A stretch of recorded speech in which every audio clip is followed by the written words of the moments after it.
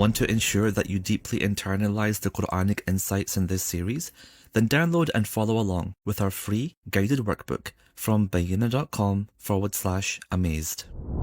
So sometimes I think about like concepts in the Arabic language that of course aren't all other languages that we easily pass over, like the active versus the passive verb, right?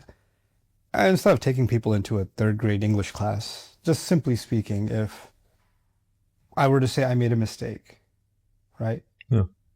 I'm open about me having made a mistake. But if I said the same thing another way and I said a mistake was made, and I don't even add the by me, I just say a mistake was made.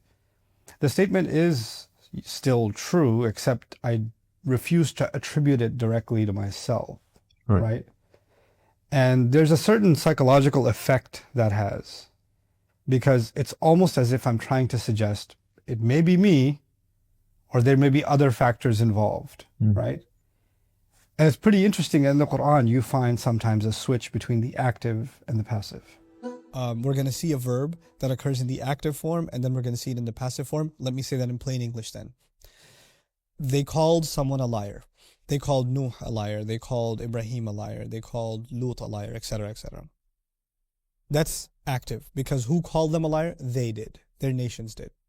If you say, Musa was called a liar, that's passive. Musa was called a liar. In other words, you're not saying who called him a liar. You follow? So now what you're going to get is, وَإِن يُكَذِّبُوكَ, if they're going to call you a liar, the Prophet's told, فَقَدْ كَذَّبَتْ قَبْلَهُمْ قَوْمُ نُوحٍ وَعَادٌ وَثَمُودٌ وَقَوْمُ إِبْرَاهِيمَ وَقَوْمُ لُوطٍ وَأَصْحَابُ مَدْيَنَ. Long list. If they're going to call you a liar, then before you, the nation of Lut, the nation of Ad, the nation of Thamud, the nation of Ibrahim, and the nation of Lut called them liars too. They also considered that a lie.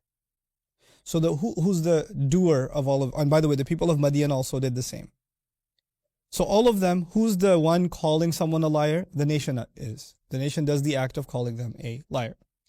And all of a sudden at the end of the ayah, وَكُذِّبَ Musa, and Musa was called a liar. It switches. Their nations called them a liar. Who are them? Nuh, the prophet, Hud, Salih, Ibrahim, Lut, Shu'aib. Long list. Their nations called them a liar, and Musa was called a liar. So it's weird because you're expecting, and his nation called Musa a liar too. Like you want to incriminate the nation. But the Quran is so subtle in its depiction of history. Musa's people are the Israelites. They didn't call him a liar.